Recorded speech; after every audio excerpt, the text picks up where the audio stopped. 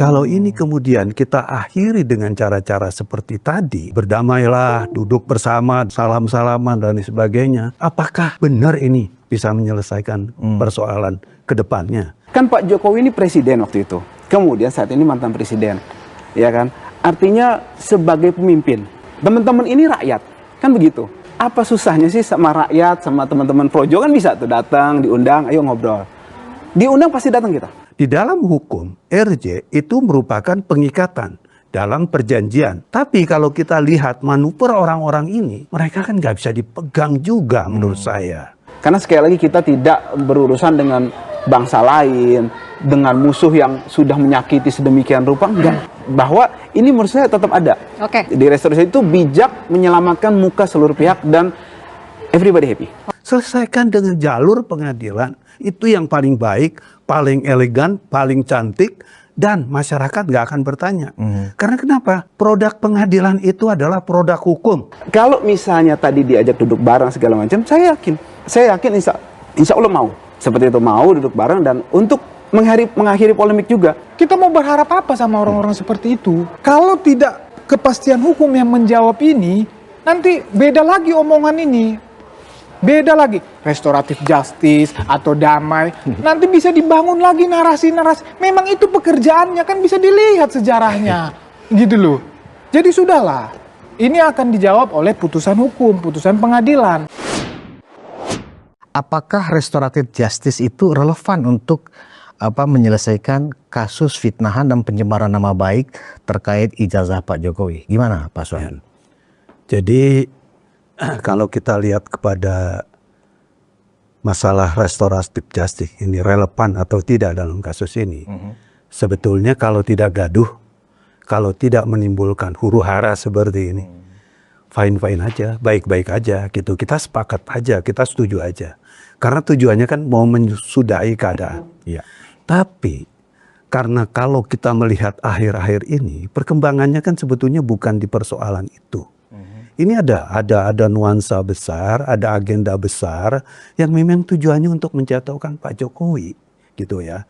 Jadi kalau ini kemudian kita akhiri dengan cara-cara seperti tadi, ya berdamailah, duduk bersama dan lain sebagainya, semua salam-salaman dan lain sebagainya. Apakah benar ini bisa menyelesaikan persoalan ke depannya? Karena kita nggak mau lihat sebulan 2 bulannya kan. Perkembangan ini kan nanti 2029 selanjutnya ya, itu ada agenda politik. Itu nggak mungkin dibawa-bawa lagi nih persoalan. Sedangkan yang namanya restoratif justice atau RJ, di dalam dunia lawyer kita sebut itu RJ ya. RJ. Itu kan wacananya nggak jelas ya. Dalam konteks kalau itu dilakukan di pengadilan juga, itu juga kan seperti ini juga nggak terlalu menjamin. Karena mereka bisa berkilah gitu kan. Ya sekarang ginilah, kalau kita mengatakan RJ itu bisa dilakukan kok di pengadilan misalnya. Ada perjanjian dan lain sebagainya, kesepakatan. Di dalam hukum, RJ itu merupakan pengikatan dalam perjanjian. Tapi kalau kita lihat manuver orang-orang ini, mereka kan nggak bisa dipegang juga menurut saya. Ya. Malah kalau saya lebih cenderungnya kalau dibawa kepada masalah RJ, itu seperti dibawa kepada ranah politik baru. Ya, yang nggak mempunyai kepastian. Jadi digoreng lagi kurang ya? Sepakat. Ya, kurang digoreng sepakat lagi nanti ya Pak? Iya, karena kan ke depan ini kan bisa terjadi persoalan-persoalan baru lagi. Wah, dulu kan saya terpaksa dan lain sebagainya karena ada yang nekan dan lain sebagainya. Perjanjian itu nggak sah ya. RJ itu dituangkan dengan cara saya ditekan dan diintimidasi. Persoalannya tidak selesai. Terus mau ngomong apa kita? Kami sebenarnya para pengejar kebenaran berharap agar keluarga Joko Widodo menghentikan segera kegaduhan negeri ini yang selama lebih 10 tahun telah dilakukan dan tidak bosan-bosan melakukan. Itu sebenarnya harapan kita sehingga kita bisa damai. Sudah merendahkan saya serendah-rendahnya, ya nanti dibuktikan lewat proses hukum. Benar. Ya, terus kepastian hukumnya juga seperti apa? Loh, kan yang namanya perjanjian bisa diingkari, ya. Karena kan kesepakatan yang diingkari. Ya tuntutlah saya. Tapi saya mau mempermasalahkan ini kembali. Siapa yang bisa dijadikan pegangan? Nggak bisa. Makanya menurut saya, karena ini udah ada di ranah hukum, ada yang di Mabes Polri, Pak Jokowi dilaporkan, ada yang di Polda, di mana Pak Jokowi melaporkan persoalan ini, selesaikan dengan jalur pengadilan. Itu yang paling baik, paling elegan, paling cantik, dan masyarakat nggak akan bertanya. Karena kenapa?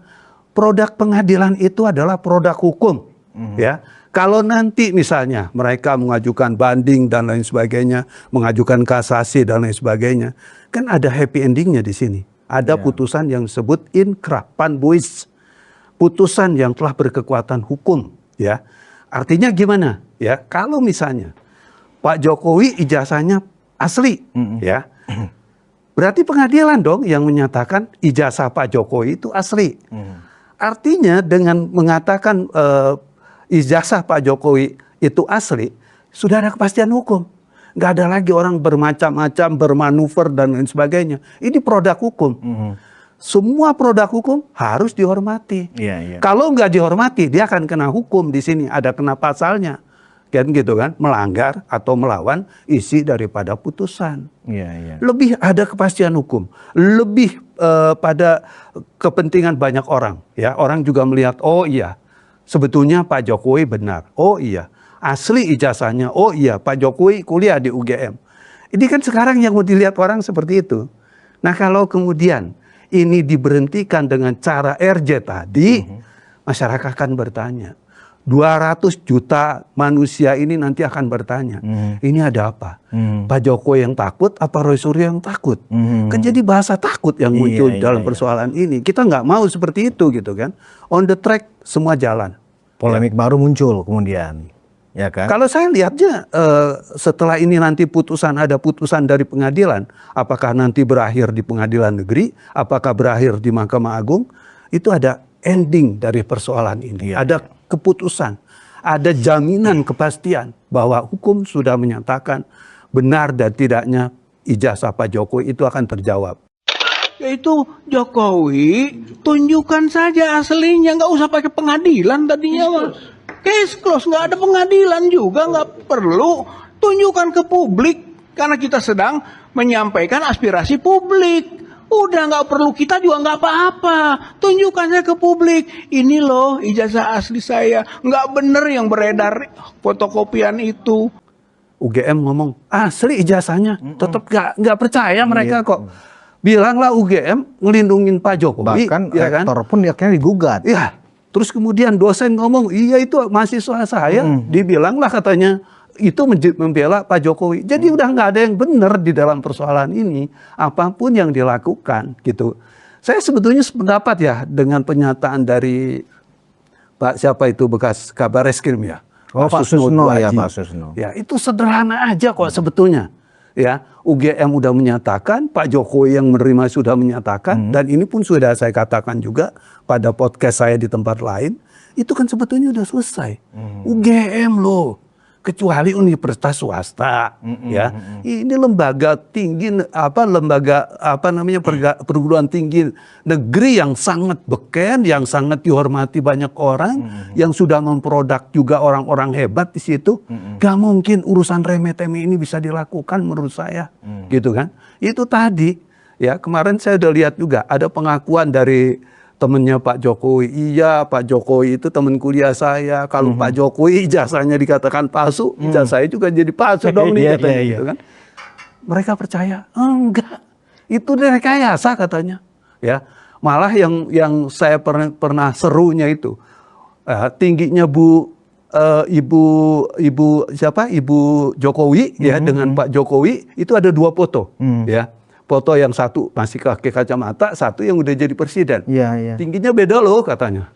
Ada aja gitu ya. Sampai seperti itu. Makanya menurut saya kalau dia lakukan RJ itu nggak akan menguntungkan dari pihak Pak Jokowi, dari pihak UGM dan dari pihak masyarakat. Menurut saya on the track ini lanjutkan. Klien saya Bapak Insinyur Hadi Joko Widodo meminta kepada mediator agar mediasi dinyatakan tidak terjadi adanya suatu kesepakatan untuk damai, atau dengan kata lain deadlock. Nanti akan kita lihat di proses di pengadilan seperti apa. Nanti akan menjadi pembelajaran kita semuanya. Kenapa mereka kemudian mengajukan RJ itu ya Pak ya? Apakah karena mereka merasa memang mereka sudah tidak akan mampu memenangkan isu ini, memenangkan pertarungan ini secara proses pengadilan, ya kan? Atau memang mereka memanfaatkan bahwa Pak Jokowi itu orang yang legowo, orang yang sabar, orang yang tidak mau mencari konflik. Oh ya udah, sudah mengakuin toh, ya udah kita damai. Apa karena unsur seperti itu mereka mengajukan RJ? Ya, salah satu itemnya mungkin dari situ ya. Karena selama ini kan Pak Jokowi ini orang yang paling pemaaf, orang yang paling nggak mau ribut, orang yang nggak suka gontok-gontokan. Kalau yang saya lihat ya. Tapi dalam konteks ini berbeda. Bedanya di mana? Ini udah kelewatan, ini udah kebangetan. Karena wacaranya kan bukan hanya teriak-teriak di TV, tapi kan udah menyerang ketentraman Pak Jokowi yang ada di Solo. Orang pernah datang berduyun-duyun ke Solo, adili Pak Jokowi.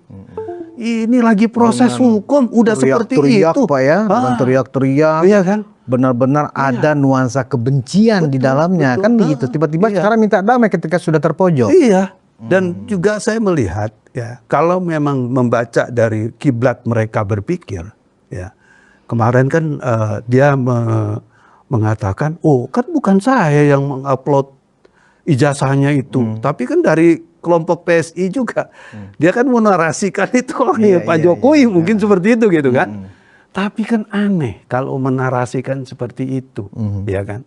Nah sekarang kita juga mau tahu nih sebetulnya tujuan apa nih waktu di upload ijazah itu ke kelompoknya Roy Suryo. Kan kelompok Roy Suryo nih yang tahu menyangkut masalah adanya upload ijazah tersebut. Ya tujuannya apa gitu kan? Dan saya berharap Presiden Joko Widodo dan keluarganya berhentilah menarget warga negara Indonesia untuk dipenjarakan. Dan berhentilah bersembunyi di ketidakbenaran. Itu sebenarnya harapan kita. Sehingga kedatangan saya di sini hanya ingin menyampaikan agar penegak hukum betul-betul jangan menjadi alat untuk keluarga Joko Widodo memecah belah bangsa. Karena yang kita lihat bukan siapa yang mengupload dalam konteks pemberitaan rusuhnya atau raminya persoalan ini, tapi orang yang meramaikan, orang yang ikut menyebarkan, ya, gitu. Itu yang menjadi concern kita. Dan itu siapa? Kita nggak perlu sebutlah siapa orang-orang itu kan. Orang dari Medan datang katanya saya alumni UGM, saya juga melihat ada keanehan-keanehan dan lain sebagainya gitu kan. Nah yang paling kita sesalkan apa? Ada satu framing yang menurut saya nggak sangat elegan, ya. Dan itu harusnya dipunyai hanya pada putusan pengadilan. Kata palsu, Data palsu. ya. Karena saya sebagai seorang lawyer, ya, misalnya saya menuduh orang, saya nggak boleh mengatakan palsu. Karena kalau kata palsu itu kan hasil produk putusan. Orang itu dinyatakan bersalah bahwa dia memang ijazahnya palsu. Iya. Gitu kan? Nah ini kan belum diproses saja belum, diperiksa saja belum, tapi Roy Suryo mengatakan palsu ini nggak benar. Kan itu udah nggak benar dong begitu cara. Rasanya bukan hanya Roy Suryo Pak, 5 orang itu memang Ya katakanlah dan kawan-kawan dalam jejak konteks digitalnya ini. kan seperti itu. Ya. Bahkan ada yang mengaku pakar digital forensik yang ternyata juga nggak punya ijazah akademik yang jelas ya. Itu juga menjadi persoalan itu Ya kan? nanti kan. Dan bahkan sudah sedemikian rupa membangun fitnahan yang seolah-olah mendapat dukungan dari sekelompok masyarakat juga ya toh. Ini pembohongan publik, ini 1000% ijazah Pak Jokowi palsu. Harus segera ini diproses. Nah, Ya. Malah yang perempuan 1.000.000%. iya, nah Bukan 1000% lagi, tiba-tiba 1.000.000%. ketika Pak Jokowi bersikap dan diproses, dan ketika mereka sudah merasa oh iya salah kita ini, ternyata asli barang ini, Iya. ya kan? Nah, tiba-tiba muncullah RJ Pak. Kalau saya berpendapat, mungkin mewakili sebagian orang di luar sana, Pak Jokowi harus tegak lurus selesaikan di pengadilan sampai titik terakhir. Atau ijazahnya sama dengan yang beredar. Silahkanlah kemukakan. Selesai. Sederhana. Tapi dibuat rumit. Memang presiden ini bikin susah rakyat. Saya nggak mewakili diri saya, nggak mewakili kelompok tim hukum Merah Putih, ya. Saya mewakili masyarakat. Ya. Mewakili masyarakat Indonesia. Yang sekarang sedang bertanya-tanya, ya. Bener nggak ijazahnya Pak Jokowi? Walaupun testimoni datang di mana-mana, ya, ini kan masih testimoni, ya. Produk hukumnya kan belum ada nih, Betul. ya kan? Kita mau mengatakan bahwa harus ada produk hukum, ya, untuk menyatakan benar dan tidaknya ijazah tersebut, sehingga masyarakat nggak bertanya-tanya lagi, gitu ya. Jadi saya nggak mengatakan kelompok saya atau kemudian saya relawan dari ini tidak.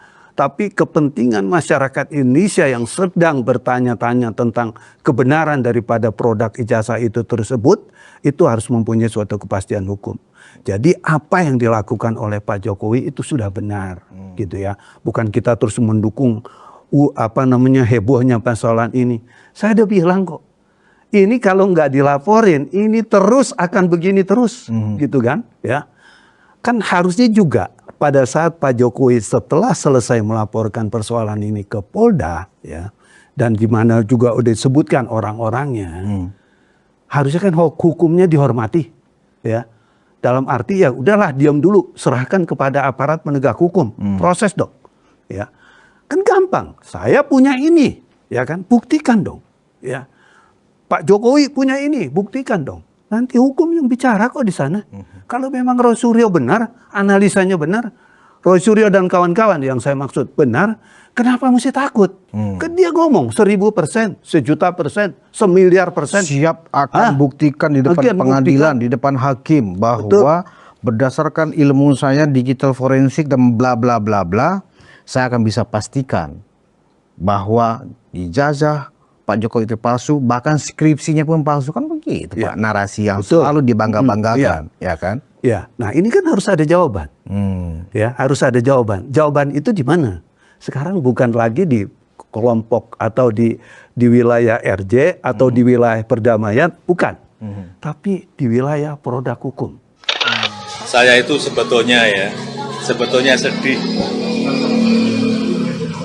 Sedih karena apa? Kalau proses hukum mengenai ijazah ini maju lagi ke tahapan berikutnya.